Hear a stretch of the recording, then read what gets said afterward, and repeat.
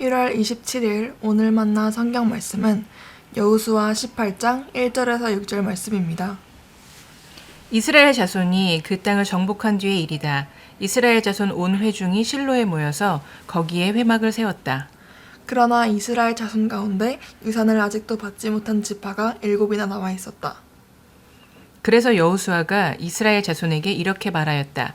당신들은 어느 때까지 주 당신들 조상의 하나님이 당신들에게 주신 땅을 차지하러 가기를 미루겠소? 당신들은 각 지파에서 3사람씩을 선출하시오. 내가 그들을 그리로 보내겠소. 그들이 가서 그 땅을 두루다닌 뒤에 자기 지파가 유산으로 받을 땅의 모양을 그려서 내게로 가져오도록 하겠소. 그 땅은 7몫으로 나눌 것이요. 유다는 남쪽의 자기 영토에 머물고 요셉 족속은 북쪽의 자기 영토에 머물도록 하시오. 당신들은 그 땅을 7몫으로 나누어서 지도를 그리고 그것을 여기 나에게로 가져오시오.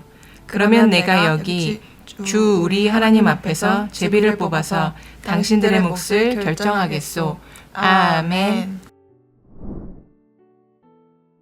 을 만나러 만나주시는 하나님을 기대합니다. 가나안 전쟁에 참전하는 이스라엘은 하나님의 동행과 승전에 대한 약속을 받았습니다. 그러나 7지파는 아직도 땅을 차지하지 못했습니다.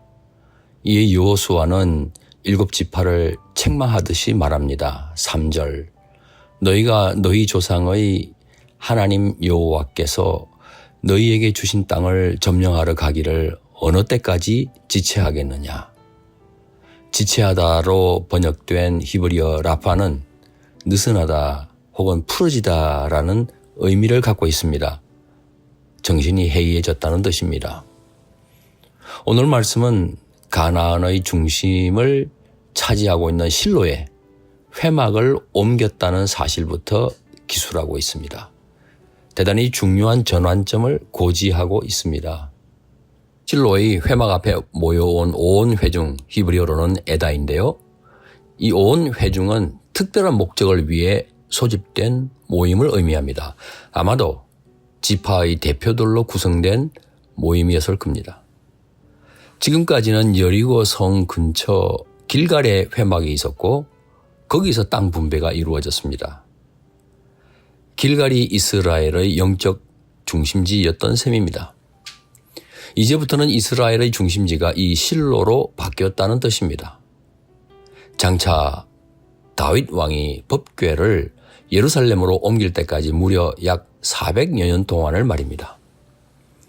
실로에 회막을 세웠으니 이스라엘은 회막 앞으로 모여드는 것이고 그 앞에서 땅 분배를 위한 제비를 뽑는 것입니다.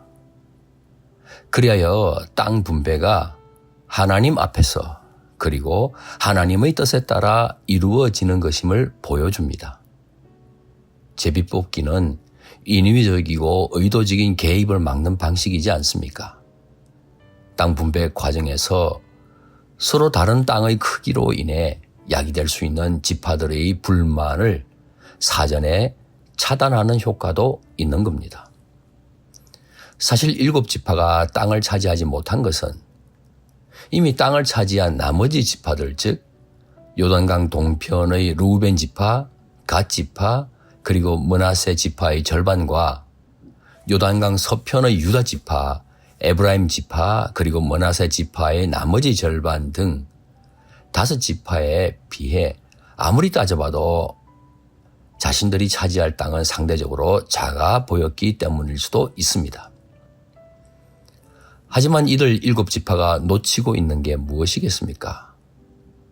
땅의 크기보다 더 중요한 가치를 보지 못한 것입니다. 가치라고 하는 것은 내면 세계에 있는 우선순위를 말합니다. 어떤 행동을 하게 하는 동인이 됩니다. 하나님께서는 아무리 작아 보이는 땅에서도 인간이 전망하지 못하는 어마어마한 가치를 얼마든지 창출하실 수 있는 분 아니십니까? 중요한 것은 땅의 크기가 아닙니다. 하나님을 마음의 중심에 모시고 있는지 여부입니다. 지리적으로도 가나안 땅의 중심부에 위치한 실로의 회막, 다시 말하여 회막에 임재하시는 하나님을 향해 모든 삶을 정렬시키고 있는지 여부입니다. 하나님께서 말씀하십니다. 아직 차지하지 못한 땅을 1급 구획으로 정해서 갖고 오면 회막 앞에서 제비로 각 지파와 연결시켜 주시겠다는 겁니다. 하나님의 약속을 현실로 이루어가는 것은 이것저것 따지기만 하는 인간의 생각이나 화려하고 현란한 인간의 말이 아닙니다. 하나님께서는 당신의 약속을 믿고 이를 따라 행동하는 믿음입니다. 위험을 감수하고 손해와 대가를 치르며 땀을 흘릴 줄 아는 믿음 말입니다. 사랑하는 성도 여러분, 여러분은 무엇에 이끌려 선택하고 결정하십니까? 무엇이 여러분의 인생 내비게이션 목적지입니까? 이스라엘 7지파처럼 넓은 땅입니까? 예수님의 제자들처럼 높은 자리입니까? 아니면 적자 생존, 승자 독식 사회에서의 성공이십니까? 하나님을 마음 중심에 모시고 하나님 약속의 말씀을 믿고 지체 없이 순종해 가는 것을 인생 내비게이션의 목적지로 입력해 가시는 높은 더 성도님 되시길 축원합니다. 기도하시겠습니다. 목자 되신 주님, 멈추라시면 멈추고 가라시면 가겠습니다. 내가 보기에 좋은 대로 결정하지 않고 무에서도 얼마든지 유를 창조하시는 주님의 인도하심을 구하렵니다.